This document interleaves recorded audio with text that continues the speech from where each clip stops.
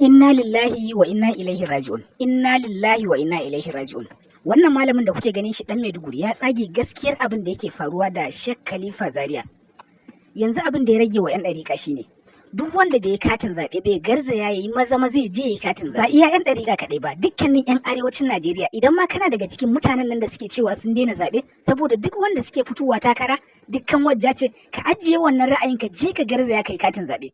Wallahi idan muka yadda wannan gwamnatin ta wuce, muka yadda aka zaɓi wannan gwamnatin ta wuce, Allah ne kaɗai ya san abin da zai ci gaba. Yanzu wannan malamin menene yayi? Menene laifinsa? Babu wanda ya san abin da wannan malamin yi. Abin da ya bayyana shine ana zargin cewa wani daga cikin sojojin da suka yi yunkurin yin juyin mulki a Najeriya ya tura masa kuɗin sadaka, wai naira miliyan 2. Kuɗi domin a yi sadaka naira miliyan 2. Babu wani malami a Najeriya ko in ce a duniya da za a bashi kuɗi a ci yayi addu'a akan wata bukata bai karɓi wannan kuɗin ba.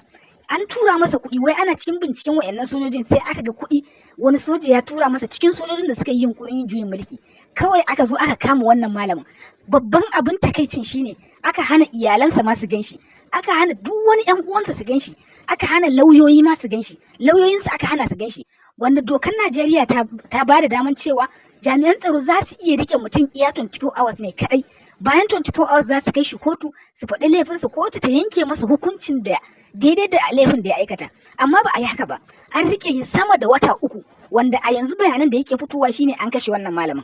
Duk da cewa jita-jita ne, amma wannan malamin na Maiduguri ya tsage gaskiyar abin da yake faruwa. Ya ce duk wanda ya ce muku malam yana raye, duk wanda ya ce muku alkali Zaria yana raye, to ya nuna muku cewa ya yi magana da shi ko kuma ya gansa da idansa. Idan ka ce alkalin Zaria yana raye saboda ka ji daga majiya mai tushe cewa yana raye, to ka gan shi da idanka, ko kuma an yi ma call video call, ka gan shi kun yi magana da shi. Kowa duk abin da za a faɗa kawai a gan shi da ido, tunda kotu ta ba da dama ta ce a taho da alkali Sheikh alkali Zaria kotu domin a ci gaba da shari'a da shi, wanda 'yan ɗariƙa suka sa suna tuhumar jami'an tsaro akan me yasa aka kama shi. Babu hujja, kuma jami'an tsaron da kotu ta ba su dama ta ce su kawo alkali Zaria, Sheikh alkali Zaria, ba su kawo shi ba. Banda wannan ma kotu ta ƙara ba da dama ta ce a bar iyalansa su gan shi su yi magana da shi. Again da jami'an tsaro ba su ba da wannan damar na iyalan sun gan shi ba. Wannan yana ƙara alamta cewa tabbas zai iya yiwuwa an kashe wannan malamin. To yanzu dan Allah dan uwa, idan za a iya kama babban malami kamar wannan wai saboda wani sun tura masa naira miliyan 2, ina ni da kai kuma za mu shiga? Ina ni da kai za mu iya guje jami'an tsaron? Za a iya kama shi har ma ana zargin an kashe shi. Dan haka ƴan uwa, dan Allah mu yi kokari mu yi katin zaɓe. Duk ma wanda yake cewa ba zai katin zaɓe ba saboda duk wani ɗan takara dukkan wajja ce, dan Allah ka ajiye wannan ra'ayin naka, ko wannan shekarar ne ka yi kokari kai katin zaɓe, mu canza wannan gwamnatin.